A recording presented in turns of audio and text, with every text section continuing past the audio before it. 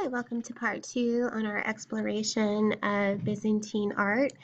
In this segment, we're going to be traveling to the western part of what used to be the Roman Empire. Justinian had an outpost in what is the new capital of the Western Roman Empire, Ravenna. It was moved from Rome to Ravenna.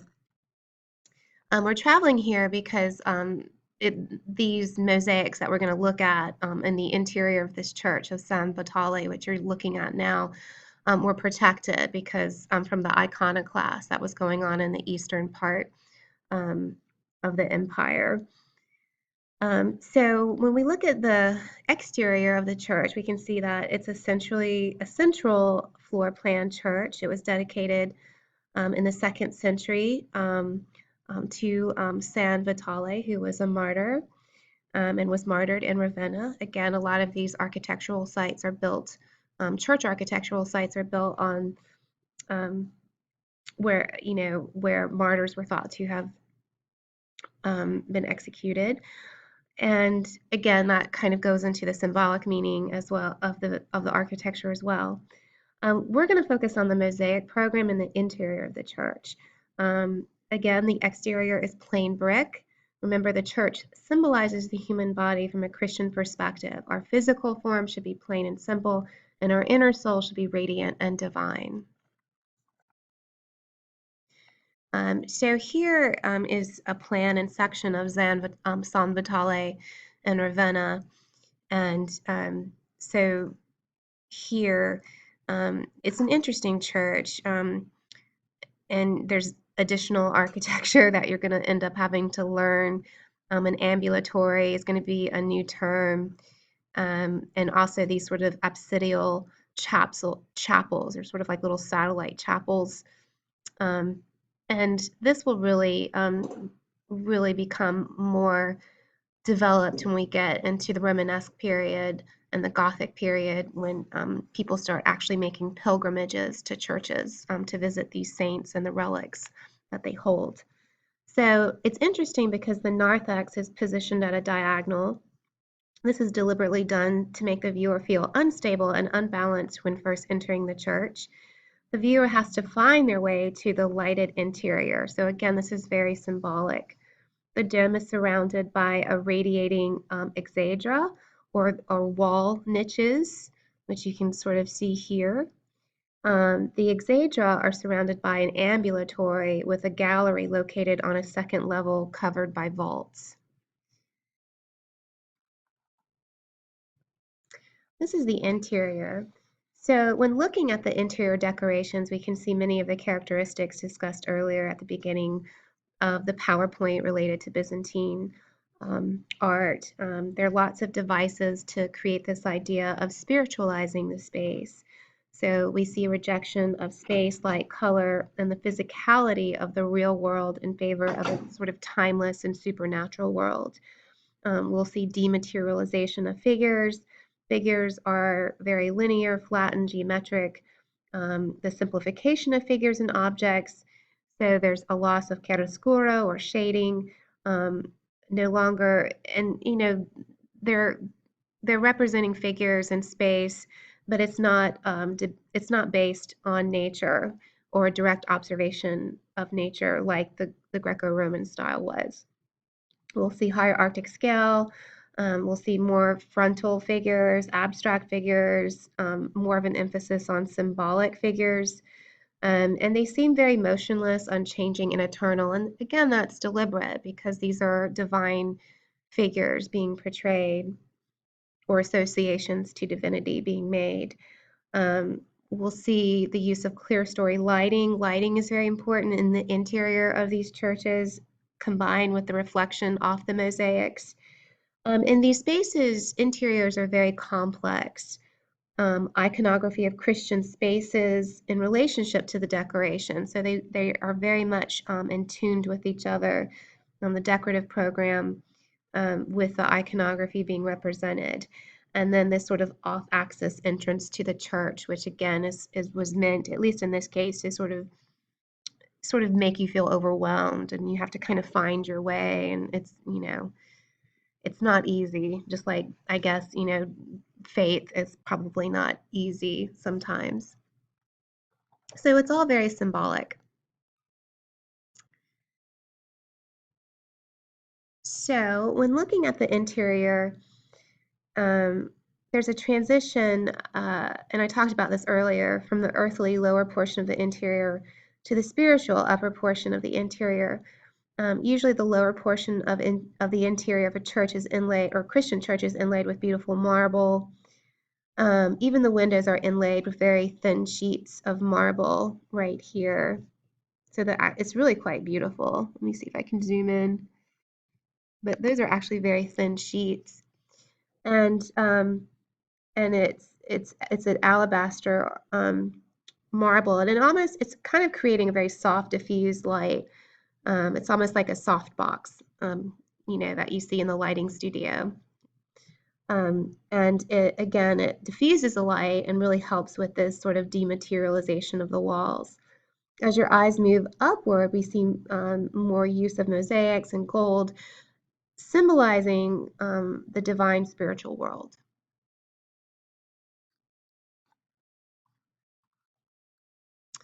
One of the most famous images of political authority from the Middle Ages is the mosaic of Emperor Justinian and his court in the sanctuary of the Church of San Vitale in Ravenna, Italy.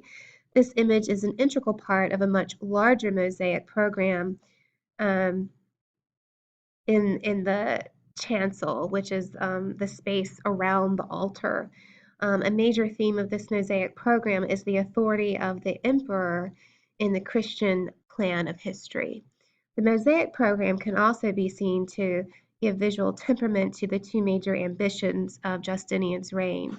As heir to the traditional as heir to the tradition of Roman emperors, Justinian sought to restore the territorial boundaries of the empire.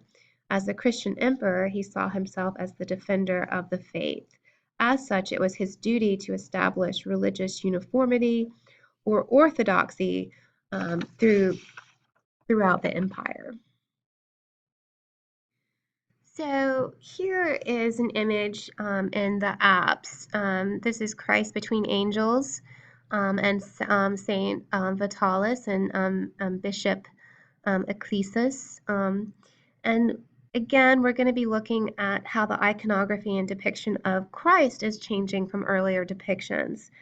We see Christ is seated on a globe or a cosmic orb. He is dressed in an imperial robe, so he doesn't have those simple robes of a shepherd.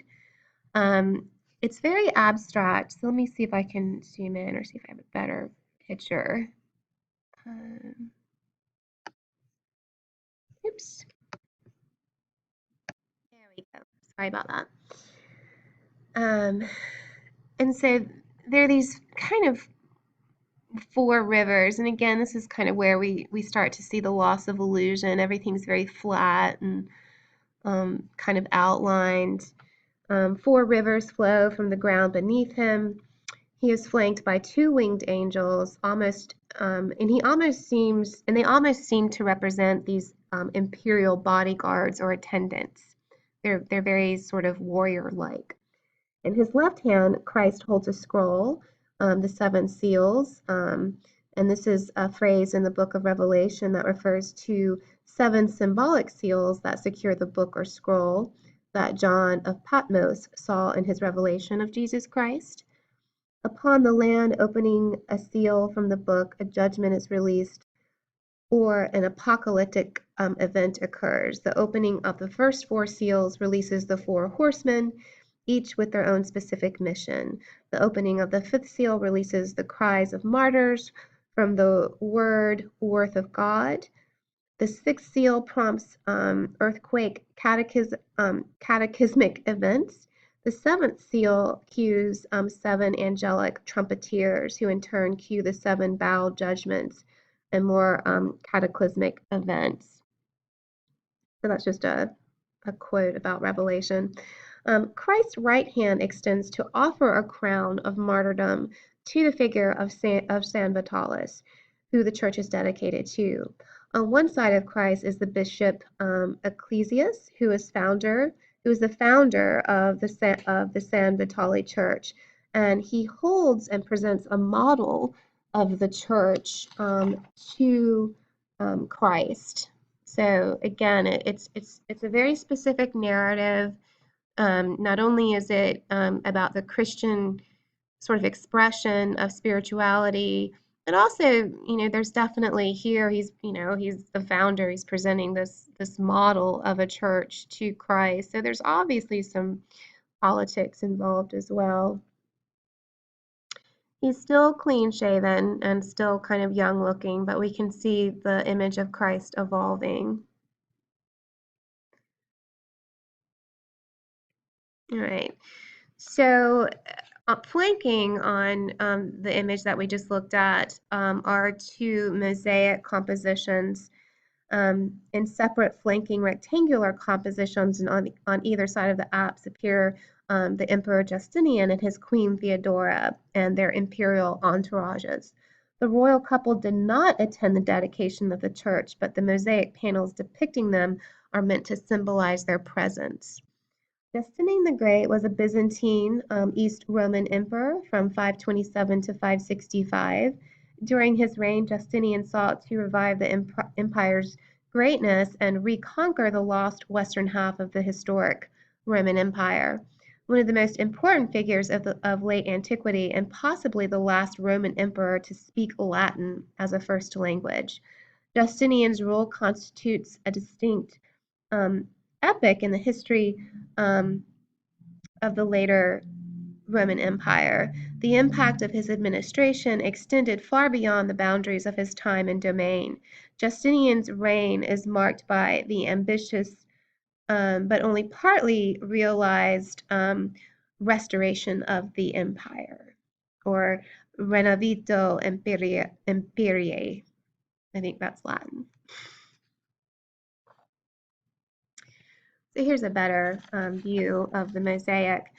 In the chancel mosaic, again, this is the area around the altar, Justinian is posed frontally in the center. He is haloed and wears a crown and a purple imperial robe. He is flanked by members of the clergy on his left, with the most prominent figure, the Bishop Maximius.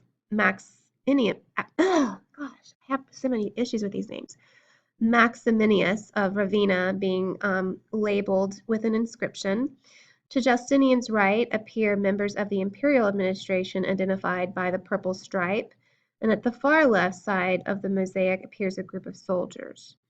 The mosaic thus establishes the central position of the emperor between the power of the church and the power of the imperial administration and military. So again, Christian, religious, also political, and authoritarian. Like the Roman emperors of the past, Justinian has religious, administrative, and military authority. The clergy and Justinian carry in sequence from right to left a censer, the gospel book, the cross, and a bowl for bread for the Eucharist. This identifies the mosaics as the so-called little entrance, which marks beginning of the Byzantine liturgy of the Eucharist. So again, let's kind of look at this and talk about some of the devices used to create spirituality. Again, we see with the figures, they're kind of floating, they're flat, they're very geometric, stylized, very simplified forms. There's really not a lot of shading. Everybody kind of looks the same too in the face. Their feet are kind of sort of pointing outwards. That's not anatomically correct. We see that loss of that, beautiful wet drapery that we saw with the Greco-Roman period. And even the space, it's very flat. It's against this sort of gold background. So the environment is very nondescript, and there's not a sense of illusion. There's also some, hierarchic proportion. Justinian is in the middle. And again, the figures do really seem frontal. They seem very abstract, motionless, unchanging. And this is deliberate because they're supposed to be represented in this sort of heavenly supernatural world. The use of the gold background symbolizes eternity. By placing the figures against this gold background, the figures seem flatter. Plant life depicted between the feet is not described with illusionism. Heads are aligned on a same plane, so they're very orderly in that way. There's a term, I've got to look it up for that. And Justinian is carrying a loaf of bread, participating in the liturgy that occurs at each Mass. So again, you know, it's very anti-classical. Going back to that central mosaic, Justinian's gesture of carrying the bread with carrying the bowl with the bread of the Eucharist can be seen as an act of homage to the true King who appears in the adjacent apse mosaic, which we are looking at right now with the image of Christ. Christ, dressed in imperial purple and seated on an orb signifying universal dominion, offers the crown of martyrdom to Saint Vitale. But the same gesture can be seen as offering the crown to Justinian in the mosaic below. Justinian is thus is Christ's vice regent on earth, and his army is actually the army of Christ, as signified by the chiro on the shield over here.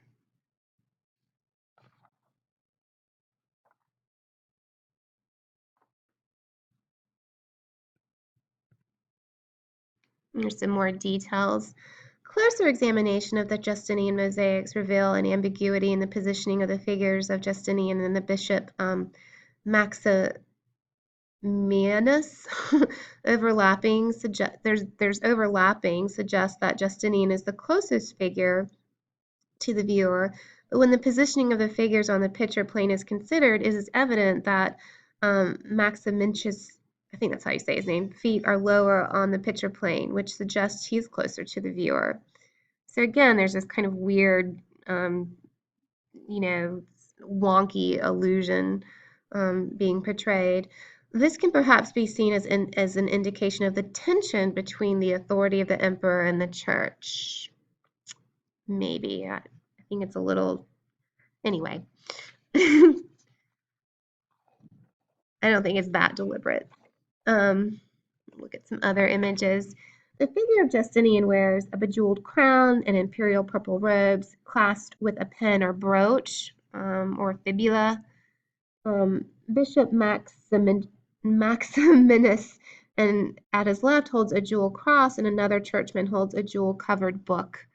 Government officials stand at Justinian's right, followed by barbaric mercenary soldiers over here.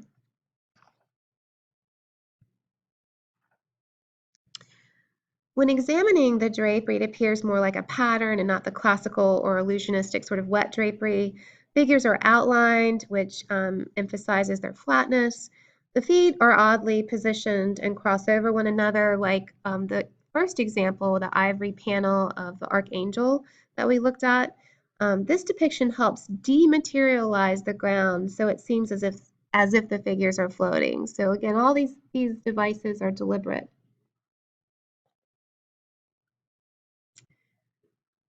All right, now we're going to look at the other adjacent mosaic. This is representing the Empress Theodora. Theodora was Empress of the Byzantine Empire and the wife of Emperor Justinian I. She was one of the most influential and powerful empresses of the Byzantine Empire. Some sources mention her as an empress regent with Justinian as her co-regent. So that's how powerful she was considered. Theodora's father was the bear and animal keeper at a circus. And her mother, after her husband died, started Fedora's acting career, which involved into a life of as a prostitute and a mistress. She became a monophysite, a person who maintains that Christ has one nature, partly divine and partly human. And still working as an actress, or as a wool spinner, she came to the attention of Justinian, nephew and heir of the emperor Justin. Justin's wife may also have been a prostitute. Justin's wife may also have been a prostitute. She changed her name to Euphemia upon becoming empress. Theodora first became the mistress of Justinian. Then Justin accommodated his heir's attraction to Theodora by changing the law that forbid a patrician from marrying an actress. So not only was she a woman and the empress and perhaps co-regent to Justinian, but she, came from very humble beginnings. Her father was basically a ringmaster in a circus. And she became an actress and, eventually became a prostitute and worked her way up to being a mistress. And so she really came up through the ranks, and she's a very interesting um, historical figure. We'll look at some other details. Theodora is depicted holding a chalice for the wine component in the Eucharist celebration. A Byzantine feature of a church architecture was a second-story ambulatory, which was reserved for women. The idea is that she is depicted in the space while an attendant pulls a drape back for her to view and look down upon the ritual taking place. So again, these mosaics are meant to sort of represent their actual presence and their participation in this ritual.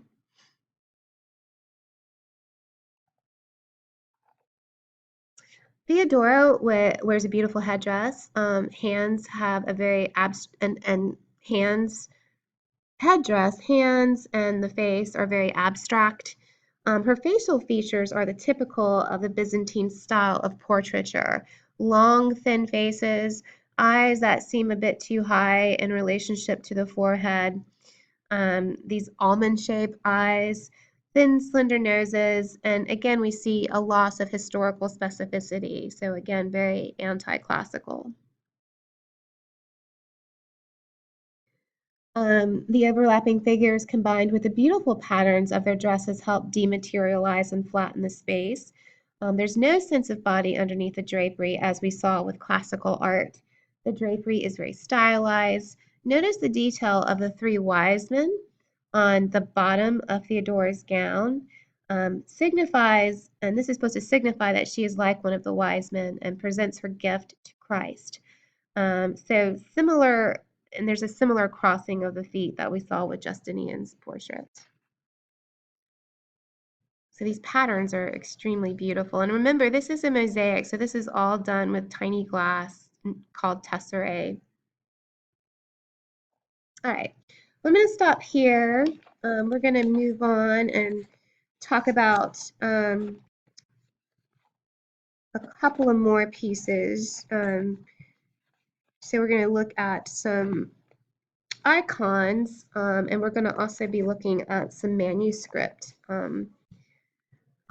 illuminations in part 3. So stay tuned.